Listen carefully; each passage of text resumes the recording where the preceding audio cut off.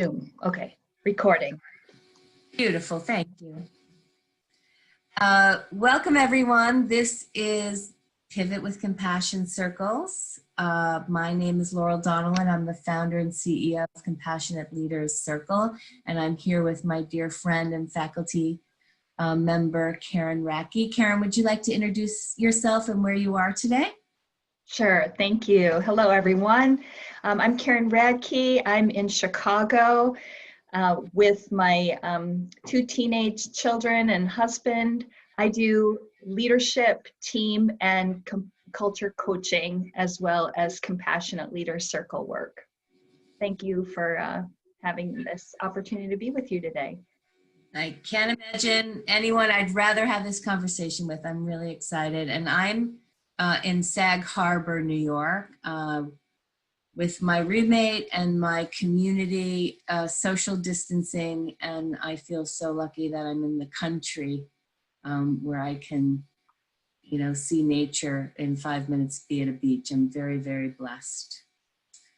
Our vision at Compassionate Leaders Circle is that we see a compassionate world where we all are valued for our humanity, our dreams, and our ingenuity. We're working together to build a more compassionate world, but I think it starts with seeing the compassion that is, and I think right now is a great time to shine a light on compassionate leaders and seeing the compassionate leadership that is. We'll be focusing on compassionate leadership today. We're working through a lot of different topics each week. This quote here comes from, I have the great honor of covering compassionate leadership for Forbes, and this quote comes from the very first article I wrote 14 months ago. Compassionate leaders acknowledge our universal interconnectedness and use their influence to make a positive impact on others in the planet. It's really important for us, for our morale and for our hope and for our survival, to shine a light on compassionate leaders and compassionate leadership. This morning I was in a prayer circle with people that have been taught by Lakota chiefs how to pray in sweat lodges and ceremonies. And I'm thinking today about the gratitude I have for the leaders of the Lakota people who in the 80s decided to share their ceremonies and the way they pray with lots and lots of people outside of their race. And they did that with deliberation and thoughtfulness, thinking and believing that if they shared their mysterious, beautiful rituals with more people, it would heal the races. So I'm thinking about them as compassionate leaders and visionaries. I think what I'd like everyone to think about today in our opening circle is who is a leader or who is a group of leaders that you would like to acknowledge as being compassionate. It might be something you've seen this week. It might be somebody you already know that you think of as a compassionate leader that you want to praise today. But I think these are the type of leaders that amplify hope, and we need a lot of hope right now. So I thought it might be nice for all of us to share about a leader or group of leaders that we believe are compassionate. And Karen, I'll let you share something if you have something in mind, or maybe read something from one of our participants. Sure, I can start. Of course, a lot of people are acknowledging the healthcare community, and today being April 1st, there's a movement to light a candle, maybe one of those nice wireless candles, but to put in your window or near your window in honor of healthcare providers. I'm just really aware of how we're here. Many of us are home sheltering in place, and they are out working many hours to save, to keep us safe and to save lives. And a lot of my clients are doctors and surgeons. It's very interesting. They they don't see themselves on the front line unless they are actually in the intensive care in the emergency room. But many of them are asked if they're willing to convert the work that they normally do to that work and step in to something that's outside of their comfort zone. And just the generosity of spirit and the courage. I'm just in awe of them. So thanks for that. Maybe from some of the people online, maybe Shamus, you wanted to say, I wanted to praise the workers who are running the buses and subways, praise the cleaners who are keeping the facilities clean, praise all the people preparing food for others, the people behind the people that we talk about more, like that are more visible. Nice. Anyone else want to share? Just you can type it right into type it right into the chat if you're ready to share that. That would be great. And Karen will be sharing things along the way that you have. Those are all great examples. And in New York City at 7 p.m., there's 2 minutes of clapping or yelling or noise making for the care workers, which I think is so fabulous. Brings a smile to my face. I also think anything that is praising our workers and leaders, the people that are saving lives, is so beautiful. So our purpose today in our circle today is to continue to create an authentically connected community. We're here every day through the month of April with my faculty, and in these circles we want to help heal, amplify compassion, help everyone ground themselves in purpose. We are in this together, so welcome to the circle. Our agenda today is to talk about compassion and how you might take on some new practices or amplify old practices that work for you around compassion. We always do a contemplative practice to focus our minds and hearts and slow down a bit. We'll share some curriculum and some exercises around our leadership method today, share some resources. We will have Q&A at the end if you don't get your question answered throughout. Then we'll have you do a weekly and daily commitment, and we'll close with first 3 breaths and a closing circle. We are recording this right now for the people that can't attend live so that we can broadcast it later. At the very end of this session, we will close the audio in case you want to unmute yourself and chat with Karen and I directly, or if you just want to chat through the chat, we will have time for that. At the foundation of everything we do at Compassionate Leaders Circle is compassion. We help people pivot with purpose in their careers and lives. We help people strengthen their leadership skills, and we also have our own coach methodology. But at the foundation of all of that is compassion. Compassion fuels positive change. I'm going to share some stats around that. It is an antidote for fear, and it will boost your immune system. So practicing self-compassion and compassion of others can actually be good for your health. When we think about compassion and compassionate practices and action, compassion and action, we think about 3 different types of compassion. So there's compassion for yourself. All you need for that is yourself. So thinking about being kind to yourself, think about being mentally kind to yourself, praising yourself, all those things relate to self-compassion.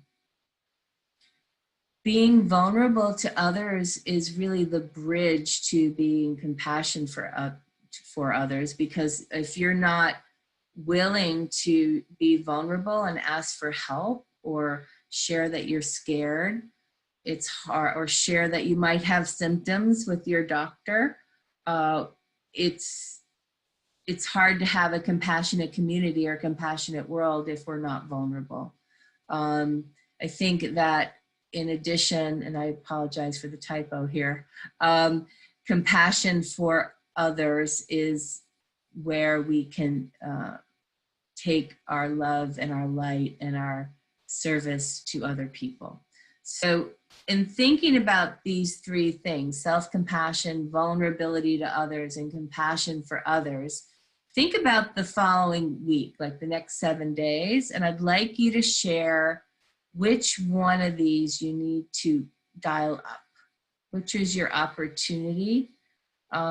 Maybe your opportunity is to lean into what is natural for you. Maybe your opportunity this week is to take on some new behaviors. So I've been sharing this week that I am blessed with a whole bunch of people that want to help me on my team, and we're bringing in interns and we're bringing in volunteers. So my opportunity is to be vulnerable to others and ask for more help than I'm comfortable with. So if you're participating live, please type in what your opportunity is for the week, and Karen, I'll have you share yourself and anything that you might have from the participants.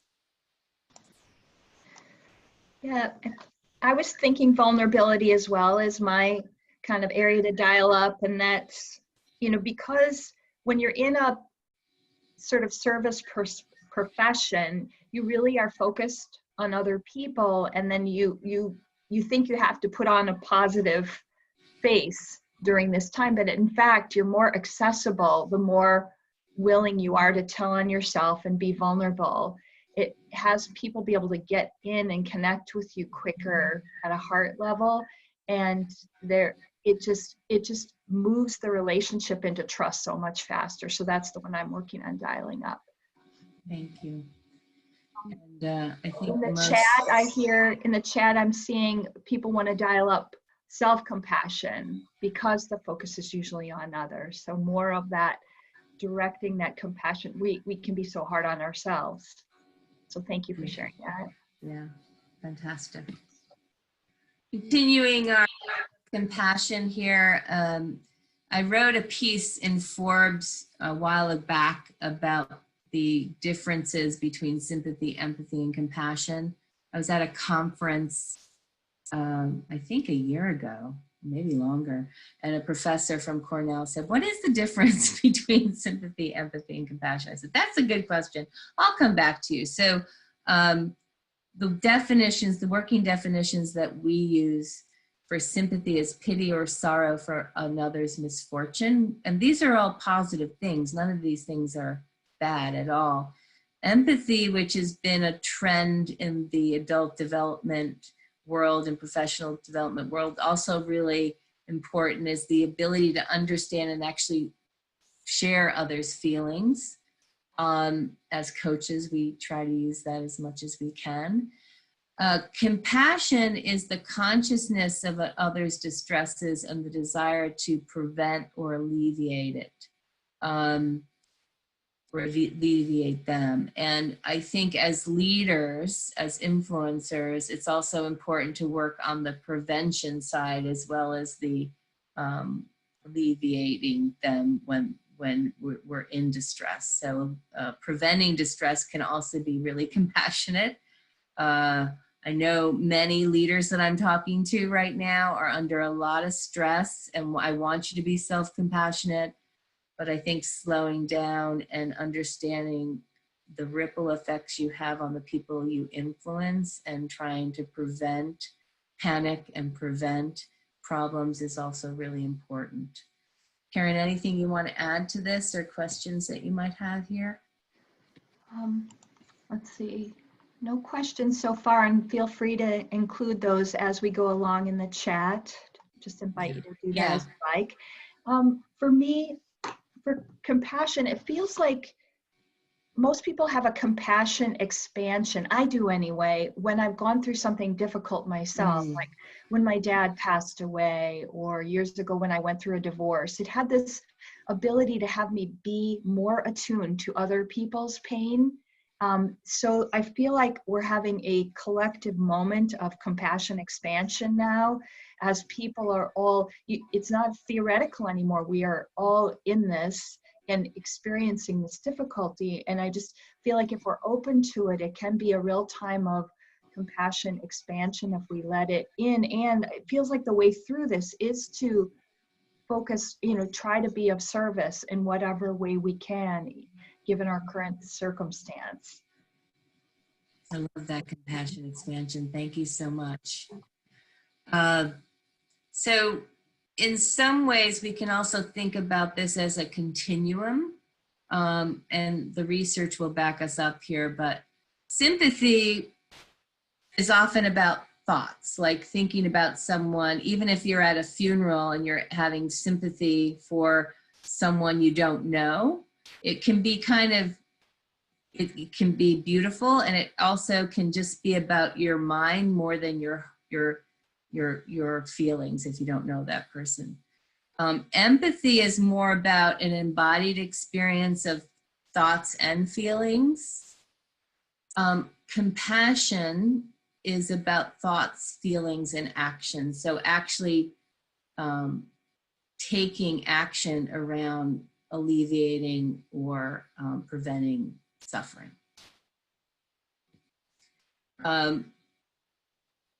That is related to, I say the scientists have caught up with the sages, because we know most main religions and spiritual teachers have been talking about compassion for thousands and thousands of years. And in the last 15 years, there's a body of research that actually proves that compassion and creating compassionate families and communities and workplaces can be very, very productive.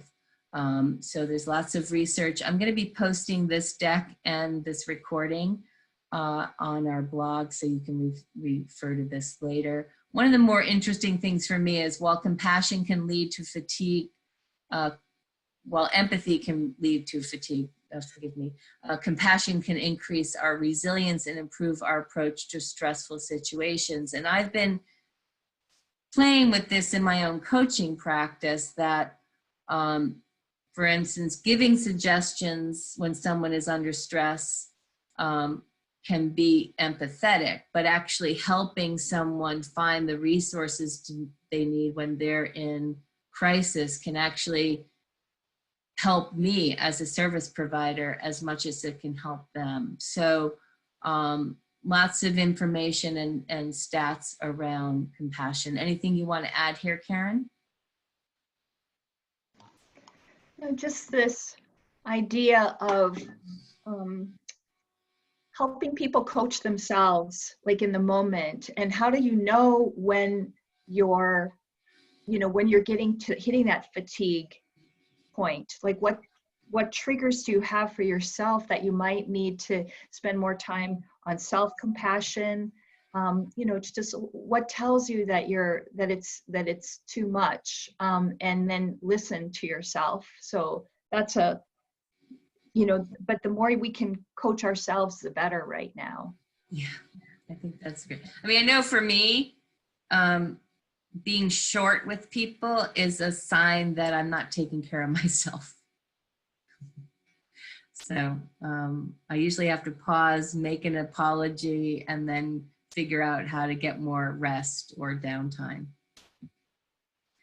We'll do a short contemplative practice here. So whenever we do programs at Compassionate Leaders Circle, we try to combine coaching with curriculum and contemplative practice. So if you're willing and in a place where you can do this, take your glasses off, close your eyes, find your seat, find your spine, find your head, find your hands, find your feet. And then just breathe. So I'd like you to breathe in compassion and breathe everything else out. Breathing in the idea of compassion and breathing everything else out. And if you can, in your mind's eye, allow that breath and that idea of compassion to take on a color, if it's easy for you. You can breathe in, imagine yourself breathing in that color of compassion and letting it land in your heart.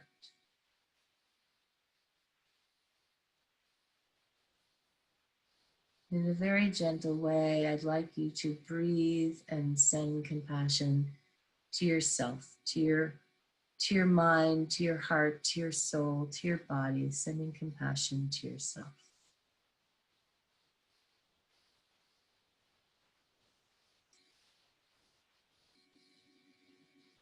And then allowing yourself to have someone you love come to mind. It might be a client, a family member, a friend that needs extra compassion today. And if you can, breathe that compassion to them, connect to them, and send them compassion.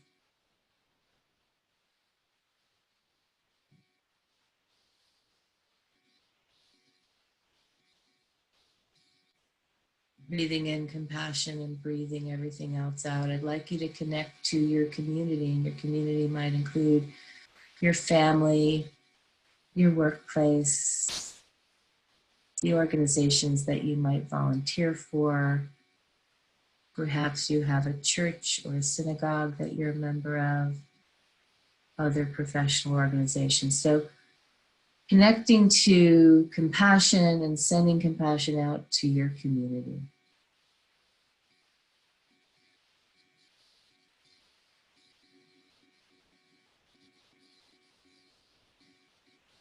And then connecting to compassion and sending out compassion to your nation, to your country.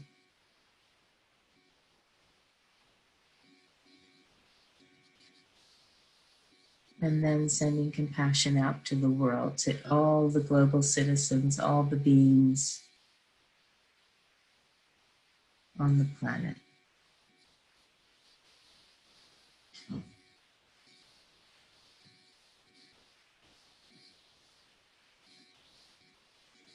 And then you can just come back to yourself and your heart and come back to the room, the virtual room. In this series that we're running through April 30th, we will balance activities like we just did with some curriculum. This is our leadership model. Our intention with our leadership model is to build more capacity for compassionate leadership. All of our change models honor the past, the present, and the future. And I just wanted to point this out to you. We'll be sharing more detail about this as we go forward. But the past is about being connected to yourself, understanding those things perhaps right now that give you strength and reconnecting to those things. I love that Karen reminded us that there's compassion, expansion when we go through something tragic and difficult.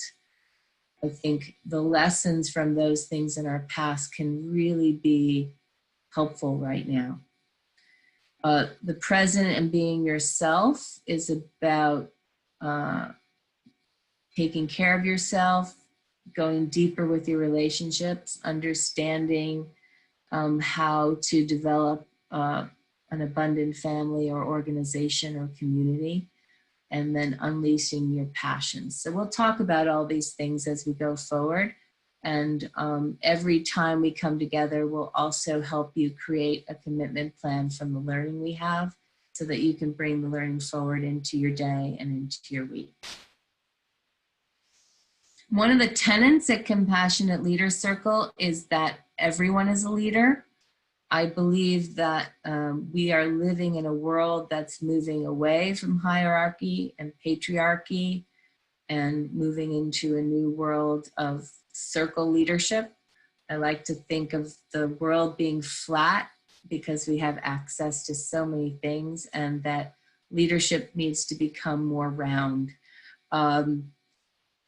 If you don't believe you're a leader, let me ask you some questions about that, because leadership is the simplest definition I know about leadership, and I'm excited to get Karen's weighing in on this too, is just people that, leaders influence in others, right? And we're living in a world where whether you're in a family or on a social media platform, you're influencing others. It might be your friends, it might be your family, it might be an organization. So if you influence people, which is one of our questions here in this leadership profile, you are a leader.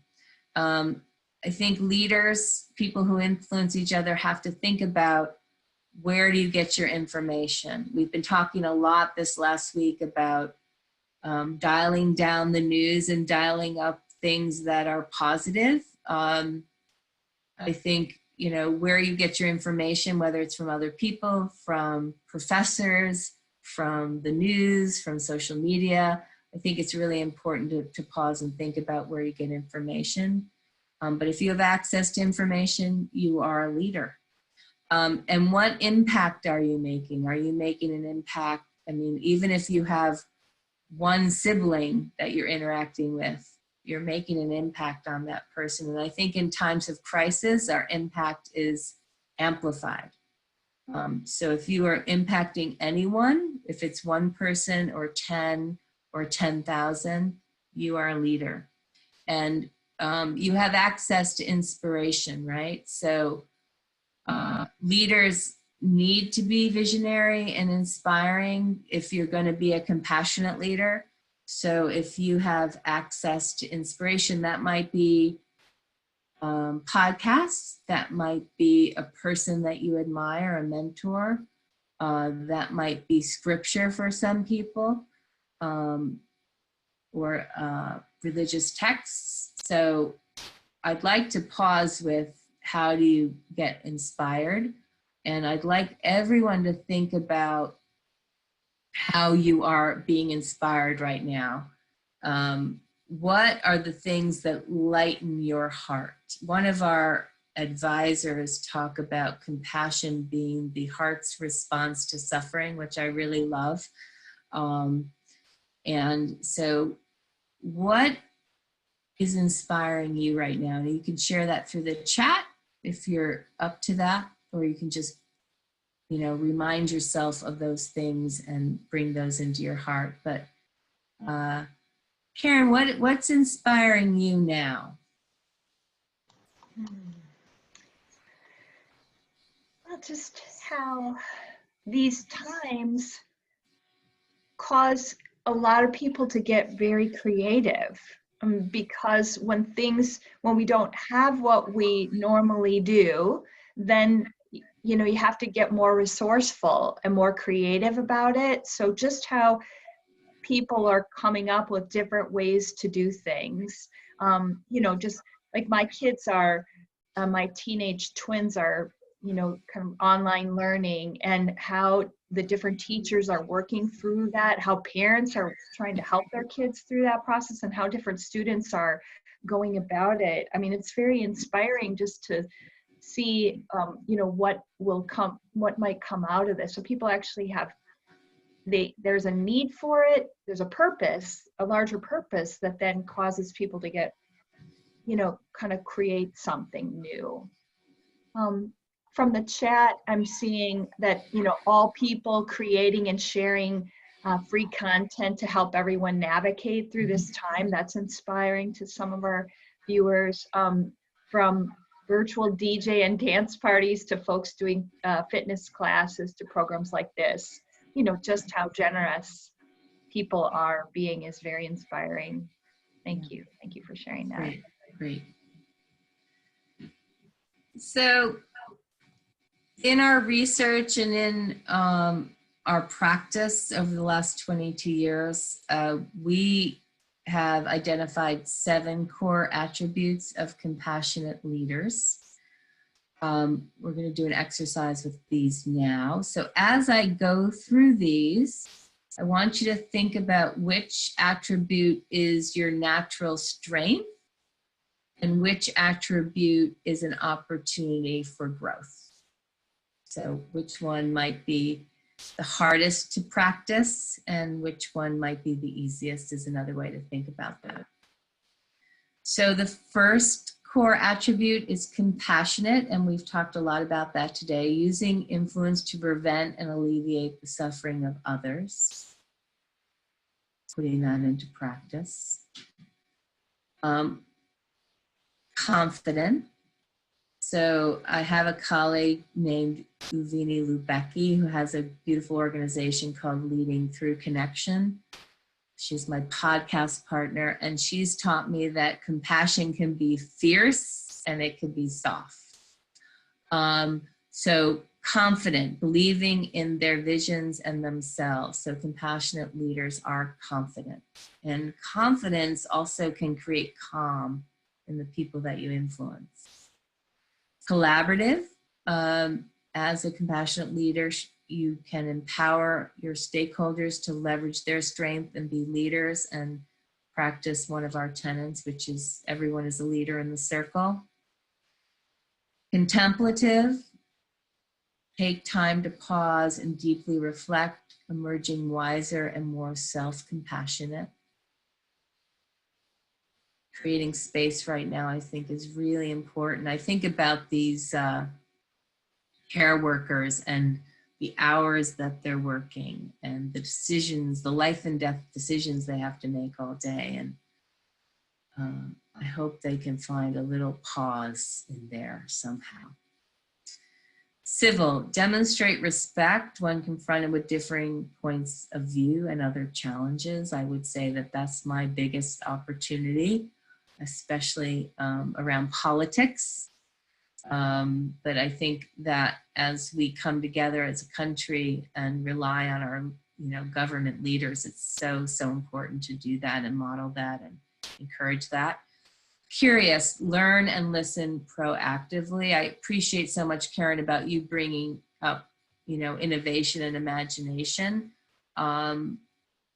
We wouldn't be doing these sessions every day through the month of April 30th if I didn't listen to my colleagues, including Shamus, who is our Director of Compassion, and Valeria, who is a new faculty member, because they really created that idea, and that and I had to follow them. So being curious, and also as a leader, knowing that you don't have all the answers is important. Courageous, advocate strongly for themselves, their values, and their stakeholders. So as you look at this, again, think about the attribute that is your natural strength, and think about the attribute that could be a opportunity for building. So write those things down for yourself, and if you want to share those in the chat, that would be great. Another way to look at this model is the yellow parts of the model are really about things that you need to do with other people. The blue parts of the model are things that are more internal, that you have to develop internally.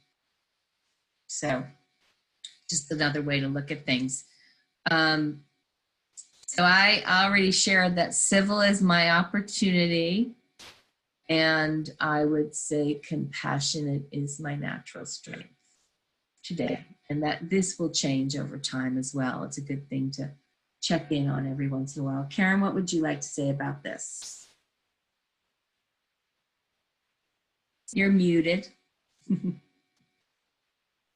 My opportunity is confidence right now, just because with everything changing, it shifts your confidence in yourself and what you should be doing.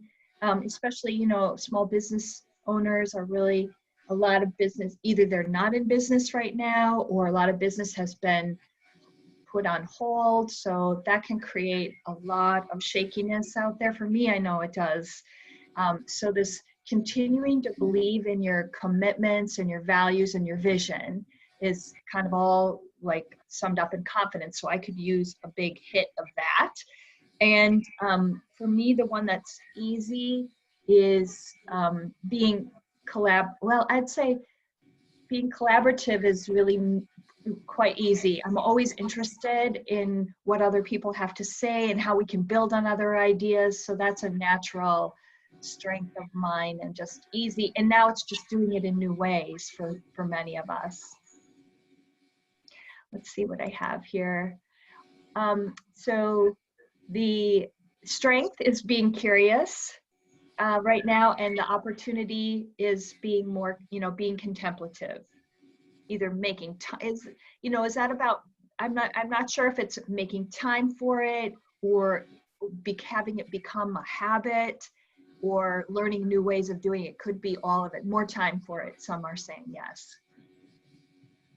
Yeah, that's a very good, like, where do you put it in, at the beginning of your day, or a couple times a day to like make time for it, but how do you start getting that to be a habit?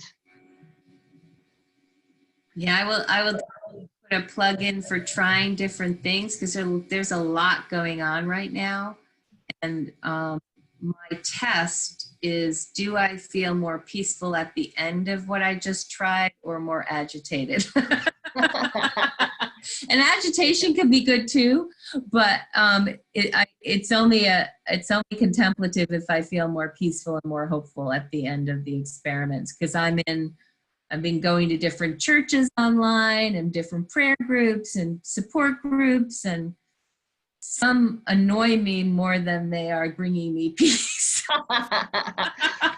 Yeah, that's true. And one thing one of our listeners is sharing is that the usual way, maybe you had a contemplative process before, and maybe you didn't call it that, but some way to center yourself or focus yourself for the day, or get yourself quiet, or it could have been at the end of the day, appreciation, gratitude. So, but what the person is sharing is that the way that I used to do it is now insufficient, because there's more agitation. We need more of that quieting, more of that returning to peace.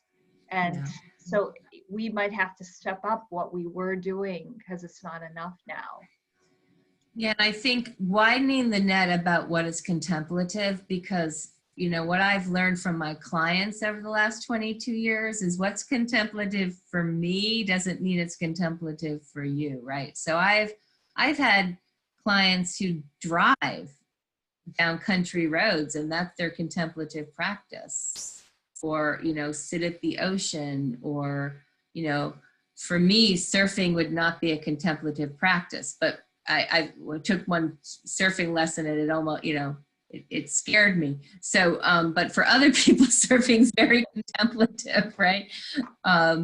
Walking, it could be walking, it could be cooking, it could be for one person, being with small children can be agitating. For another person, it can be comforting. I'm there, 5 to 12-year-olds are kind of my tribe. So I always, I'm not a mom. So they just, whatever they do makes me laugh and is hilarious. And for other people, that can be agitating. So you have to find new ways of being contemplative. That's so beautiful.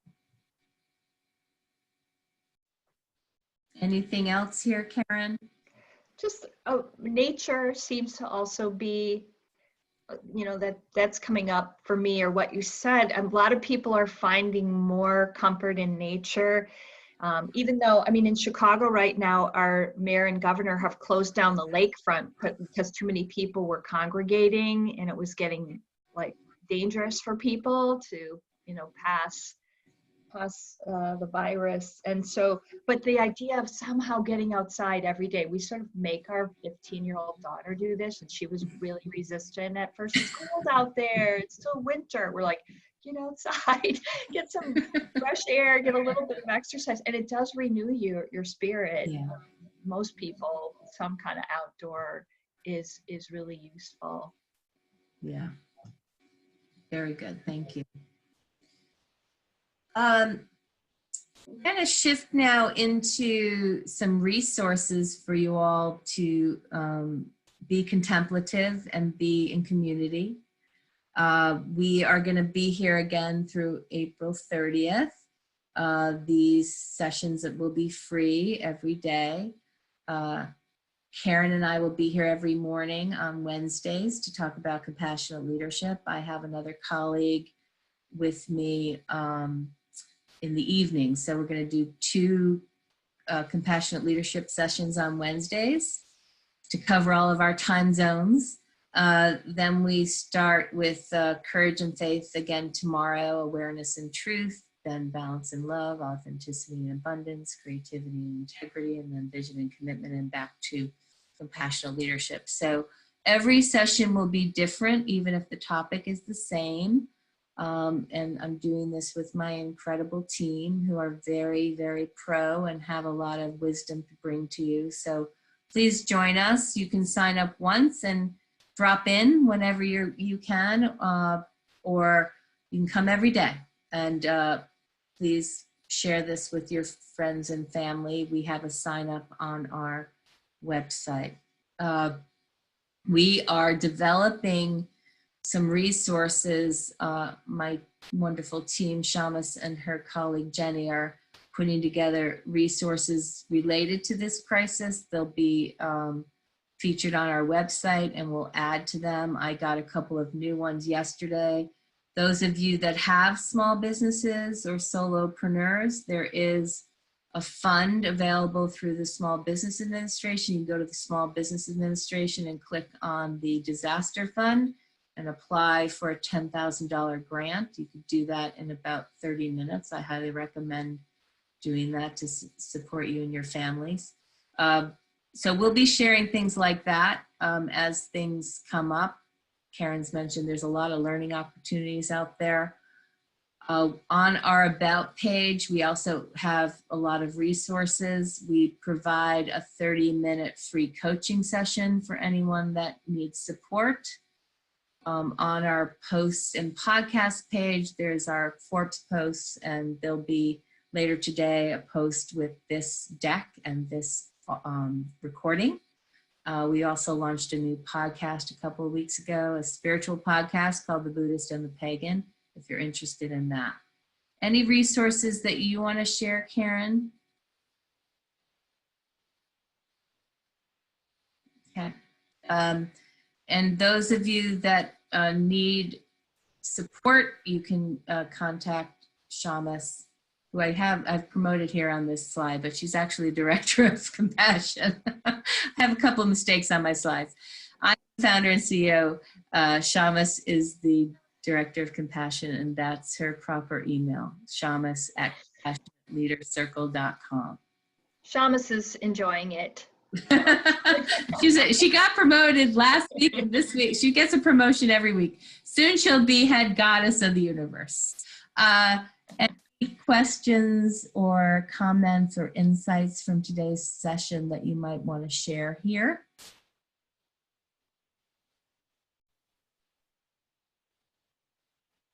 We'll keep rolling. So I have two slides about commitments, and when at Compassionate Leaders Circle, we don't use the word goal. We use the word commitment because we want everyone to pause and think about activities that are connected to your heart. So a commitment here is an activity that's connected not only to your head, but to your heart. So based on what we've talked today about, what is one commitment you can make in the next week to be a more compassionate leader? And if you want to just write that down for yourself, I'm going to ask you in a minute if you want to share that in the closing circle, but you can write that down for yourself. Ponder that. What's one thing you can do that, might be more compassionate to yourself, or more vulnerable, or more of service to others? Maybe you identified an attribute that you want to work on. So think about what you want to do for the week, one thing, and then we'll bring that back to the day. So what's one simple commitment you can complete in the next 24 hours? So I've been talking a lot about yoga. I'm very pleased that yesterday I did two things for my yoga practice. I signed up for Yoga International. I set up my niece on Zoom because my 10-year-old niece loves to do yoga with me. So we're going to run classes through Zoom from Yoga International, and we're going to do 30 minutes of yoga every other day. So I have a little yoga buddy. And so if you want to share one thing that you can complete in the next 24 hours, that can also include reaching out to us or attending another session with us. About that for a moment. Write that down for yourself. And we're going to do 3 breaths, and then we're going to do our closing circle. So if you can all find your seat again and close your eyes and find your spine and find your heart. Take 3 deep, long breaths.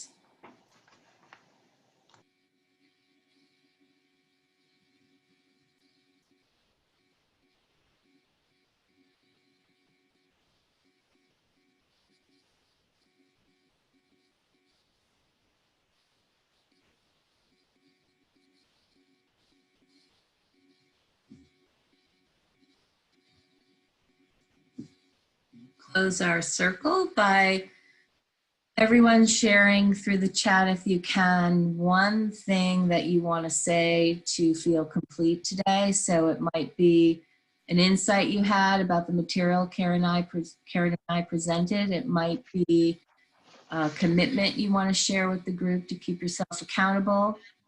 It can be a question. My sharing today is a reminder to myself to really open up my heart and my soul and my prayers to the leaders that are doing the best they can, looking for appreciation rather than looking for criticism of other leaders.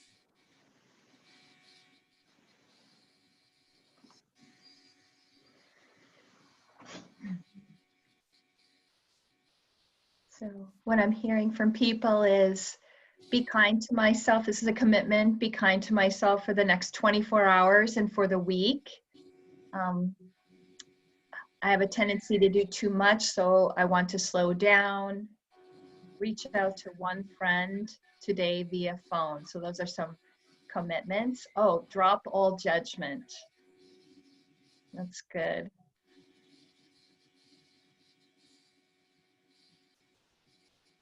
Mine is be responsible for the energy I'm bringing into the room. Just be aware of what kind of energy I'm bringing in moment by moment and see what's needed and be the person to bring that in if I can. Beautiful.